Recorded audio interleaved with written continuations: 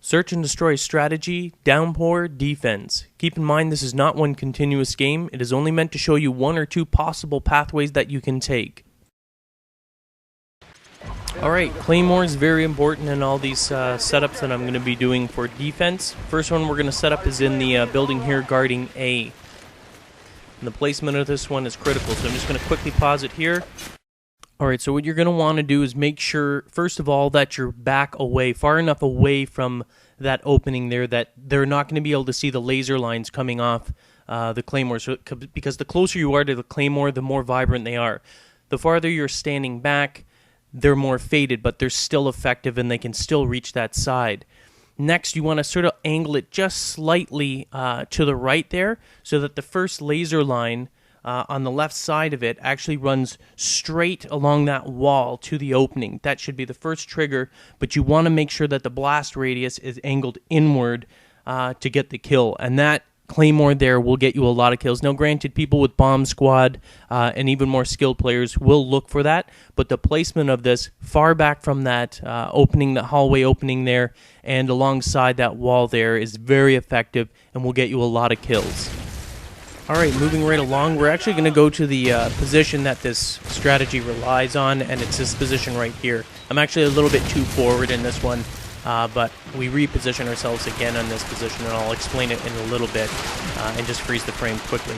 Anyway, I have another Claymore. The other team's sort of occupied with my teammates, or the enemies, so I place the other one, and this allows me to sort of monitor both bomb sites without having to worry about it, and I'll hear someone trigger it or blow it up and I'll know to go. So I'm just going to pause it here. This position, I'll just sum it up, is incredible. One of the best places you can position yourself when you're on defense on Downpour. It is extremely effective, but you must have the Claymores. The Claymores must be on the back. You can actually place both of them there. It doesn't even matter, and I do that in other videos as well, because you don't need Claymores on B, because this view, as you can see, if you're looking straight through there, who cares about the silos, but look just in the middle of the lane, straight forward. When you see that sort of thing in the middle there, you can see on both sides. You stay still. First of all, you're tucked away from anyone on that side. Very, very difficult, as long as you're hugged against that wall, to see from anyone approaching, even if they decide to hop over that wall. And a lot of times, and I think I even have a clip in one of these, where the enemy players will run right by you, and you easily kill them. Extremely effective. Trust me, try this position. You'll like it. Now, what you're going to want to do when you're in this position, as you're looking straight down there, you'll actually see both sides. You're looking for the enemy crossing over. You're looking for them running in the back of those silos. You can see straight across the entire map. No one, unless there's smoke there, which happens from, I think, our own teammates, but unless there's smoke there, no one is getting through there without you seeing them. And you have the jump on them, and they have no idea, and it's very easy to nab. So just remember this position. It is key in defense. Alright, as I said, there you go. There's some smoke thrown in there. I don't know if it was our teammate or whoever, but obviously you can't stay still, so I had to move and pursue. And there's the Claymore that was in the other building. As I said, it's very effective. Killed the first person there. So now I notice that my teammates are getting sort of killed on the other side there. I'm still watching it because there's still someone on the far end, and someone they're on the left and the right hand side. So I'm not moving position because I can still watch them going across. Now obviously there's one left, and he actually wipes out both of these players here. So I have to face him on my own, but I mean, yeah, he gets two people, but the chance of him getting three, even if it wasn't me, is, you know, the odds are against him. So there he is. We get a little couple of hits. I move back so that I can see the entire thing. You'll see me move all the way back and we nab him. Alright, we're going to do a similar thing. Actually, I don't recommend putting the Claymores here as I'm going to show. I only do it depending on how it went. You know, if I play this game, the same game tonight, I wanted to try something different. It just happened to work out for me. Double Claymore, I was more or less experimenting with them.